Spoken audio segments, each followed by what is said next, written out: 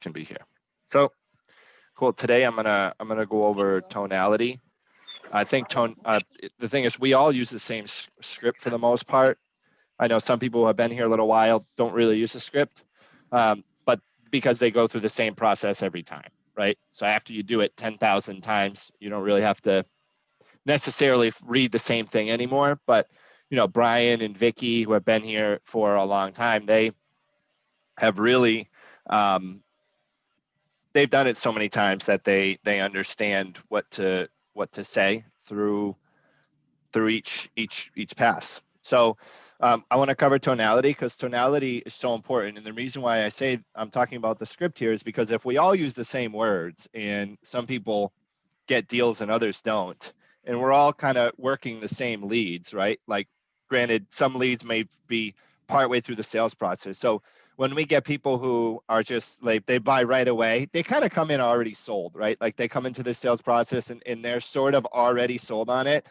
And then in their laydowns, and then you get some people who like you kind of work a little bit to get to influence. So tonality, if we all use the same and we all have the same type of leads, some people are ready to buy, some people need some pushing, some people will buy in the future, and then some people just plain out won't buy at all, right? I mean, you got some people who have absolutely no money or for whatever reason, they're just bad at buying. So if we're all using the same script and we're all using the same words, then what it really comes down to is the tone that we're using the words. Because if we're communicating with the same exact words, but some people get more deals than others, then it just comes down to how we're saying the words. Does that make sense to you guys? So tonality is huge because in communication, say we're face to face, it's probably about 45% body language, 45% tonality, and then 10% what the actual words are. Like think of like dogs, right? They have no idea really the words you're saying. They hear more tone. I mean, they can tell training sit, but if you're like sit or sit, they can tell by the tone that you're saying it, right? And think of languages like Chinese. They have the same sounds, but the tone that you say it changes the meaning completely. So in English, our words have the same meaning, but they have a different influence when we change our tone. So in order to influence the people, our clients and the people that we're working with, we have to use a tone to get what we want out of the situation and get what we want out of the script. Nick, what I was saying is we all use the same words. We all use the same script. Why do some people get more deals than others when they're using the script? Assuming everything else is equal, everyone knows the same about the products. We don't sell like complicated. Trust me, I've sold complicated insurance before. This is not complicated. Like when you got to calculate cash value with dividends, and then at what point will the policy offset? It'll call POP. So like where you don't have to pay anymore because the dividends are accumulated. Like that's complicated stuff, right? A whole life final expense policy is pretty much like you pay this much till you die, and then you get money, right? And then hopefully your spirit goes on into some other amazing being. So we all use the same words here, and we all use the same. We have to use different tonalities to get what we want. And you'll hear the people who get deals are more animated in their conversations than the people typically who don't. Now, that's not to say you have to be like overly crazy enthusiastic about it, but you want to match the tone for each part of the presentation, what you want the client to do. I'm going to give an example here. In the greeting, we want people to listen to us, right? So you want to kind of be like a radio host. You want to be like a friend. You want to be like someone that they already know, and you're excited to talk to them. You want to be like, hey, Elaine. Like you want to get them like, whoa, straightened up in their chair if they're slouching over, and get them like, whoa, this person's pretty excited about what they're talking about. So if you're like, hello, is Elaine available? Like no one's going to listen to you. Hello, is Elaine available? So because you're not using a tone of trying to get someone's attention, you're using the tone of like being scared to talk to, hi, is Elaine happen to be there? So you want to use the tone that matches the desired outcome of what you're trying to get from the client. In the greeting, it's, hey, Elaine. Hey, Elaine, my name's Justin with Senior Life Services. You want to sound enthusiastic. You want to sound like you know what you're talking about, and you want to sound sharp, like you've said it 1,000 times, or like you're confident enough to not have to think about what you're saying. Okay. Now, if some words in this script sound weird coming out of your mouth and off your tongue, then how it reads, change the word. I don't want you reading something if it doesn't sound right. So I don't say, how are you doing? How are you doing today? I say, how you doing today? So how you doing today? I don't say like, how are you doing today? Right? So, hey, Elaine there? Hey, is Elaine there? I don't say, hey, hello, is Elaine there? I said, hey, is Elaine there? Like, it's just, you want to use the tone and have the words sound in a way that so if you want to edit a couple words here and there so that it sounds better coming out of your mouth, especially some people with accents, right? If someone has a Latino accent, and then certain letters with certain inflections in their vocabulary may sound different than someone like me saying them, who has more of an accent from the North New England, or someone from the Midwest or something like that. So you can change some of the words. Don't like switch total like paragraphs around, but just some of the words where if you say hi Elaine instead of hey Elaine, like if it sounds little things like that. So now that's in the greeting. We want to get people's attention. We want to get them excited. We want to make it sound like it's a unique opportunity. You want to sound like you are someone that they want to talk to. Okay. So you want to use the tone of a best friend, a good friend bringing someone advice. Like if I called Vicky and I was like, hey, Vicky, we got to do this. This is so cool. Listen to this.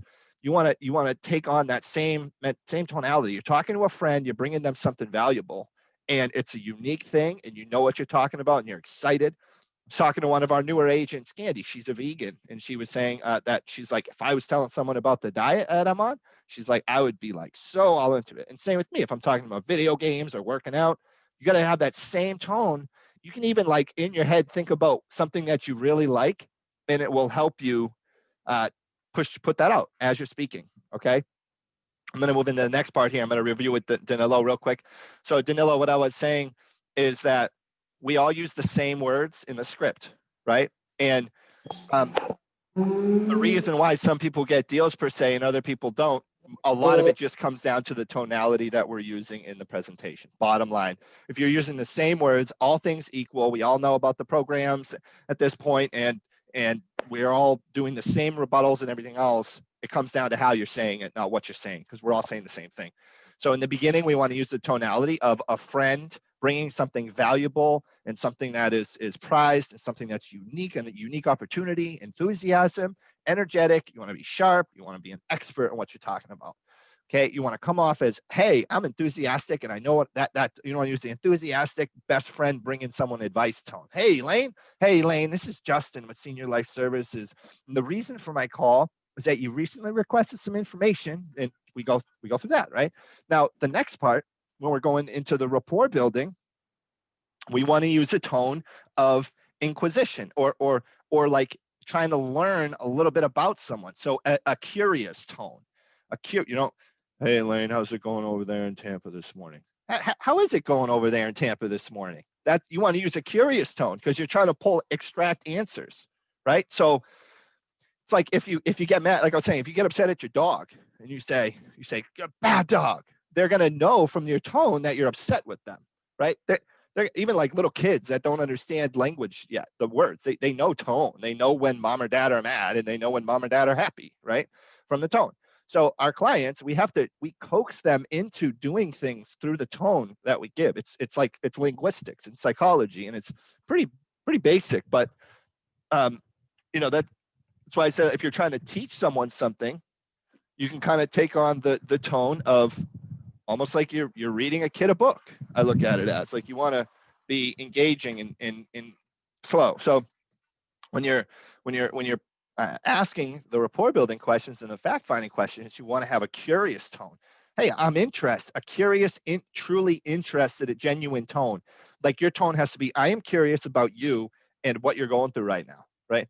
How is it over there in Tampa? How are you guys handling it? And then an empathic tone. If she's like, oh, I had coronavirus 3 weeks ago. Oh my gosh, Elaine, I'm so sorry. Like, I'm glad we're talking today. Did you get out of the hospital? Are you still? So that's an empathic tone, not, oh, that's too bad. Are you still in the hospital, or how did that work out for you? Right? Like you have to communicate with So, I mean, it's, you know, we laugh, but I hear people do it, and they don't know that people don't know that they're doing this though. That's the thing, right? They don't know.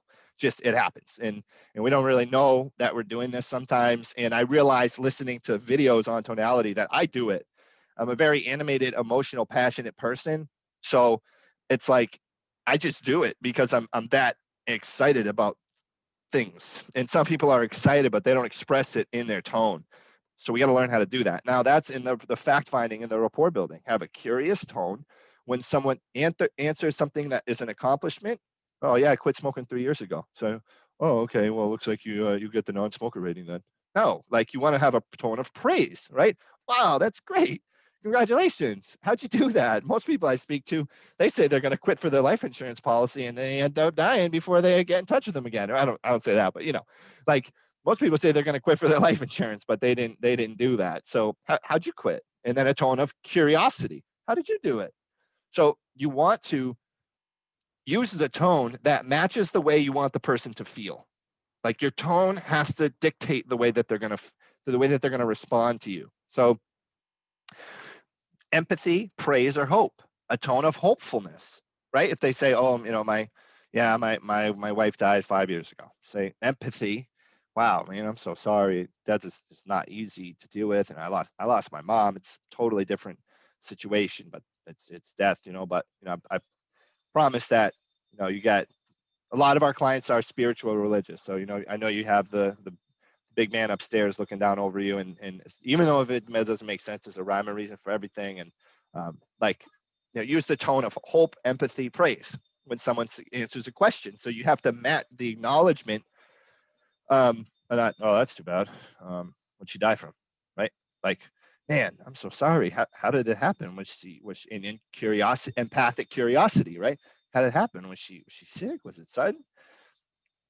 So each step, your tone has to match what you're trying to get, the response you're trying to elicit from the client. So if you want someone to agree with you, you don't say, sounds pretty good, right? Say, sounds pretty good, right? Like you're leading, like pace, you're leading them to a yes, right? Sounds pretty good, right? Even if they don't think it, they're going to say it. And like most of the time, yeah, like they're like caught off guard. Like, yeah, and good example I use, people have these patterns and written in neurological patterns built into them. Like my mom, before she had brain cancer. Before she passed, she was like borderline, like kind of brain dead. She's kind of like most people in that situation get vegetable-y kind of. And I would say, I love you. And she'd go, like her lips would move for I love you. Now, maybe she didn't know what she was doing, but she very well could have, I don't know, but it's like it's this pattern. I mean, I love you too. Someone says, I love you too. It does, you know, it's just, I mean, someone says your name, you're like looking around. They say, there can be a million words going around, and then someone's like, Elaine, you're like, you know, so, and especially if they say it like, Elaine, you're like, what did I do? You know? So, and then in the presentation, we want to use a unique opportunity tone, like a lucky to have this tone, like man, you are like, woo, you are the man for getting this. You know, you got a Gerber, dude. You are killing it. So, but we want to come off with that tone of like, we have a unique opportunity tone, a once in a lifetime tone, a wow, you're lucky tone, that type of tone. If you want someone to feel like they're getting a good product, you have to use a tone like you're talking about something that's like a prized possession. You got to. You want to use a tone of like, you should be proud to pay for this type of tone. Like that's how we want to pose it, right? We want people hanging up and being like, I'm excited to spend this $100 a month to make sure that this is taken care of for my family. A lot of times we get clients who are already using that tone, and those are the laydowns that we should all close anyway, right? A lot of us close laydowns, and we just don't know how to handle per se the ones that are a little harder. So it's okay. That's the whole point of learning. And some of you guys handle objections very well. And I think that what it comes down to is that we all use the same rebuttals. It's the tone. It's the tone that you're saying. It's the tone that you're saying, man. You know, like sometimes I get on a call for a second voice and I'm not feeling it. I'm like, listen, Miss Jones, I have absolutely zero patience for you right now. I got like 20 things going on. Are you going to give me your account information or no? Like, this is your last chance. And sometimes they're like, oh, well, okay. Or sometimes they're like, no, you know, solidify. So bottom line, the tone that I'm putting across is going to elicit the response I'm looking to get out of the client. So when we go over the close, right, we want to use a tone of like, you should do that. Like, wow, this is like a good option, like a good deal tone, right? Man, this is 20,000. It's only 180 bucks a month. Now 15,000 is only 140, and 10,000 it's only 100. Now, which of those benefits you want to leave for John, right? Like, you want to use a good deal for with all this stuff. You're getting this, like, a good deal tone, a once in a lifetime, a you better act now tone, like you should have done this 10 years ago tone. That's the tone that you want to put off, because you want that response to come from the client. You want to pull them in to what you're trying to guide them into. You can name the tones too. It's a good way to do it, to name a tone, right? A once in a lifetime tone. Like, you got to do this, man. This is not going to, this is, or a great deal tone. Look at that. I mean, think about it. When your parents, I remember, I think of my dad. My dad was like the bargain shopper. Like, he used to like go to the flea market on Sundays called Rieta Ranch. It was in Hubbardston, Massachusetts. Massive flea market. He'd be like, oh my God, look at the deals I got here. He'd come back, he'd get like these recurve bows that people would make or sell. And I'd be like, he's got like all these bows, you know, like they used to go buy bows. That was their thing. Like, oh, we found this bows. Got it for 30 bucks. This thing will go on eBay for this much. And they used to do that. They'd like go buy and sell. So think of the tone when someone uses when they got a good deal on something. That's how you want to quote them. Okay. And then when they give you an objection, what we got to start doing is anticipating that, like, after we quote them, that's just the first half of the sale, right? But just the first half, because a lot of us are like, okay, I am letting all my bullets out of the clip in the presentation. And then I'm like, I hope they don't give me an objection, because I'm just not good at answering these. And it's okay. I mean, a lot of us fear rejection, which is kind of what an objection is.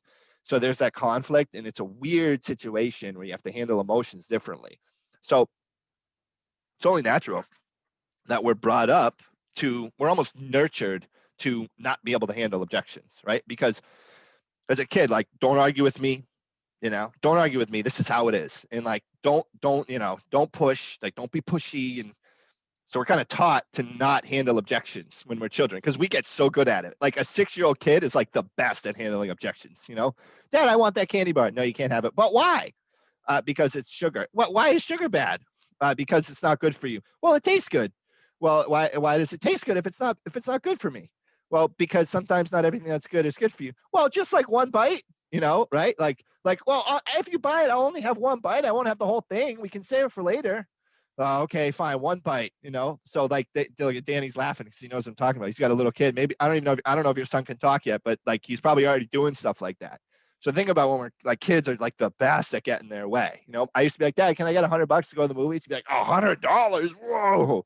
He'd be like, to go to the movies? And I would like whittle him down to like 20, you know? Yeah, okay, here's $20, go get some popcorn in a movie, when you could go to the movies and get popcorn for $20. It wasn't that long ago. So plus you don't want to give a kid, you know, late middle school, high school, too much money. You don't know what they're going to go do something stupid with it. So yes, but you want to use the tone, like, and when I used to ask my dad for that, the perfect tone, he would want me to feel like that's $100 is an insane amount of money. So he'd be like, $100, you know, like, he'd have that response. So the whole basis of this conversation right here, this lesson, is that we want to use the tones that elicit the response from the client. Like, we want our tone to elicit a response, right? If I'm going out to eat with Vicky, who's on the call right here, and I'm like, babe, you want Italian or you want sushi? You know, like, I'll like want her, if I'm in the mood for sushi and we're going out to dinner, I'd be like, you want like the same old Italian, or you want to go at sushi? This new place is great. Like, I'll kind of like almost use my tone to like guide her into it. And if she's not really paying attention, she'll be like, oh, sushi sounds good, because she's just kind of like hearing. And then we'll go out to eat, maybe she'll be like, man, I wanted Italian. How'd you rope me into this one? So that's the basics of that. What I want to do is go through each part of the presentation, right, and kind of define the scripts that, I mean, the tones that we should be using in each part of the script. Julian, what I'm going over here is that if we all use the same scripts, we're all using the same presentation, we're all saying the same words, more or less. Why do some people get deals and not others? It's got to come down to tonality. It's the other factor of communication. There's no body language here, unless we have our own body language, right? So So it comes down to the tones that we use, and I'm going to go and break down for each part of the sales process, the tone that we should use, because I listen to you call and you do it. Brian, Vicky, I do. Zach's pretty good with it. Carmen, and so, like we all use these tones, but if we have to to really master this, your tone has to be like perfect in each part of the presentation, right? Agreed. If someone's like, I gotta wait till after Christmas. After Christmas, what's Santa bringing you a stocking stuffer for your premium? You use like a come on, that's a ridiculous answer tone. After Christmas, man, what's Santa bringing you? It's Santa's reindeer dropping off some extra cash for you. So we can push it off till after Santa gets there. So I like when you're getting someone says, I don't have the money right now, you use a no problem tone. It's not a, well, we can push it off for 35 days. That's a rule. They can push it off for up to 35 days. So it's, hey, no problem. We can push it out for 35 days. You want to use a no problem, I'll work with you on that type of tone. Okay, so animated, we want to be like acting almost. This is like a play. It's a drama. Our clients are very emotional. They're emotional based. It's like, it's not necessarily the facts and the logic. In the close, it's logical. But the rest, they have to logically understand what it's going to do. The close is always logical, but the sell and through the process, selling yourself is emotional. They got to feel good enough to be like, I don't know, I got a good feeling about this person. Something about whatever they're doing to me is making me like them, and it's tonality. It's like 90% of it's going to be tonality here. So, and I use it on Zoom calls now and interviews for new agents. I used to be a super enthusiastic, excited tone through the whole thing. Now, in the first, I'm like, hey, you're gonna have to work hard tone. Like this isn't easy. You're gonna have to go through some stuff here, and I use that type of tone with the words to see who I push away with that. You're gonna have to work full time. You're gonna have to probably come to the office. You're gonna have to learn from here, and you can't work from home for the first couple months, right? Unless you already did this before. We have agents who work from home when they have their office setting. They already did it though. We don't have anybody who just, I'm going to learn this from home, So, and then I get into the, hey, well, look, if you can do all this stuff, then the reward is there, So we got to elicit the response. I want to weed people out who are like, I don't want to work hard. Pretty much. That's like, I don't want that. Someone is, I was looking for the easy way out.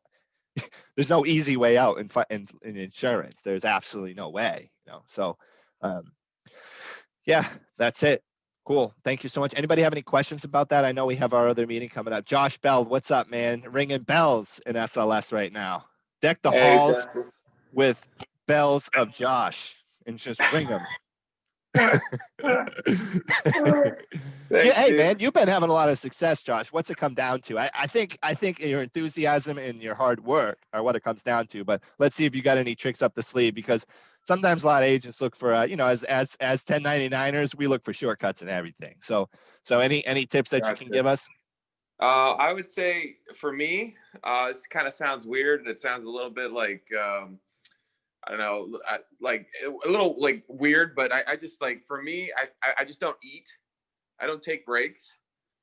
So I do like a 24-hour kind of intermittent fast thing, and I just keep working through. I mean, if I'm working from 10 to 6, I want to get home early. I don't want to stay super late. I just work all the way through, and then I eat at the end of the day, and I'm good. And like the food tires me out anyways. So yeah, I think carbs do drag you on. I agree with that. So I made that change. I was doing, because Chris Travis was doing that. He came in, I was looking at him. He's like a new guy. And I'm like, dude, he's killing it. And I'm like, what are you doing? I'm like, do you want to go to lunch? Let's talk about some strategy. And he's like, I don't eat lunch. I'm like, what do you mean you don't eat lunch? Are you crazy? Are you on drugs? And he's like, no, I eat sales for lunch. And, and I'm like, this guy's an animal. So I'm like, I got to step it up. And I don't know, I just like more activity, just talk time, just doing it, put up or shut up, it's like, just do it, eat it, and I know you guys are looking for like quick tips and tricks, but like, no, I'm not looking for too quick. The bottom line is there are no quick tricks. It's all hard work. You know what I mean? It's like, it's all like, it's why there was a call with Jordan Belfort and Grant Cardone, And Jordan was like, Grant, how do you know when someone's just not going to buy? And I think we, like Elaine, you've been doing this a while, you know when you don't have a buyer, you know, when they're just like, yeah. And then I was thinking of either introducing a question to the fact finding of like, now, hey, assuming that you could cover all of this for like 40, 70, or maybe even over $100 a month, would any of those amounts be something that would make sense to you given you're on a fixed income? I know I don't like asking budget, but like, I don't know, maybe that's not a good idea, but No, pretty much like, Justin, I've lost the tonality this is a really great training because that is so true. I have actually lost sales because I was too enthusiastic, too friendly. The excitement and everything you talked about is absolutely crucial. When you get somebody who's completely dry and they don't want to give you anything, I use two things. I tone myself down because I have a tendency to be sometimes overly excited. I tone it down and match them a little bit. And then I use humor. I mix humor in there. I get them laughing. And then they'll be like, oh, and then they'll start giving me information. Sometimes they're just dry and they don't want anything. But I have made sales from, okay, like, pipe down. This guy is not like having your morning enthusiasm right now. So I just kind of lower my tone to match theirs. And then I pop in some humor in there, or I identify with them, oh, well, I had to get my Mustang fixed. You drive a Mustang? Oh my gosh, that was my very first car, a 70 Mach 1. What kind of Mustang do you have? And the next thing you know, they're talking. But then they can get excited. But at first, I sometimes I find myself having to pipe down a little bit. So it's kind of like almost mirroring their mood, their attitude, and not too much. But yeah, there's a balance in there. Exactly. Cool. Can I chime in for a second? Yeah. I mean, I know exactly where you're coming from, Justin, about the clients where you don't think they're going to buy it, but I think we've all had like at least one or two clients where we take them through the presentation and they're just like, yeah, and then in the back of our head, we're just going, they're not going to buy it. There's no way they're a buyer. And then we quote them and then they're just like, yeah, I'll take that one. That's true. Yeah, no, you're right for sure. What I'm kind of referring to is like, I'll get like if someone has no reason to want to get it, like if they're like, yeah, I don't know, my kids will figure it out. Like, it's like, I don't know. I feel like I don't, you're going through it. They're just like, don't care about like anyone. It's almost like, you know, like, my experience, the people I've sold a policy to with that, they end up canceling because they're like, I don't even need it. I told you I didn't need it, type of thing. So, but Zach, 100%, there are people that you're going to sell. So we treat everyone like a buyer. I just like, sometimes it's like, I don't know. I feel like there's just some people that are just, like, I had a lady the other day. She was so tired. She couldn't even talk. And I was like, man, I'm going to have you make you do some jumping jacks here. Get up and do some jumping jacks. She's like, okay. And then she was like, she was 59, so she wasn't collecting Social Security yet. And then I was like, hey, given you're on a budget, a fixed income, it's probably important for you to make sure that everything works out for you every month, right? You got your budget, your finances in line and everything. And she's like, I don't have a budget. I work 10 hours a week and I have no other income. So I was like, okay. So it was kind of like, is it like worth you know what I mean? It was like, she's not getting Social Security and she works 10 hours a week and she was sleeping at 11 a.m. She's probably very depressed. And, so that's what I mean. It's kind of like it after you'll hear, after doing it a while, you probably get sometimes people, Zach, when you're like you do get those people you don't think are going to buy, but they're still listening and they have a reason to buy it. That's really what the ones that are too broke to pay attention, they live on $570. The rent is $350, and they're eating cereal every day for dinner. So exactly. Yeah, that's I've been in those people's houses. I had some lady who couldn't afford her COPD inhalers. She wanted me to sell her a policy for $25 a month. I'm like, I'm not doing it, ma'am. She's like, I'll call another agent. I face-to-face met her in Fort Lauderdale when I sold face-to-face. And I was like, you can call another agent. I'm not selling a policy. And it wasn't, maybe she would make the payment. I'm like, you need your inhaler so you can live before you worry about dying, Right. But right. Cool. We have the other Zoom call, guys. Thank you so much. All This right. was awesome. Appreciate everybody. Zach, thank you for chiming in. Josh, thanks for chiming in, man. Tomorrow we can cover buying signals. That would be a cool one. Buying signals that the client has. Awesome. Thanks, man. All right. See you guys. Thank you, Justin. Awesome. Thank you, Justin. Bye.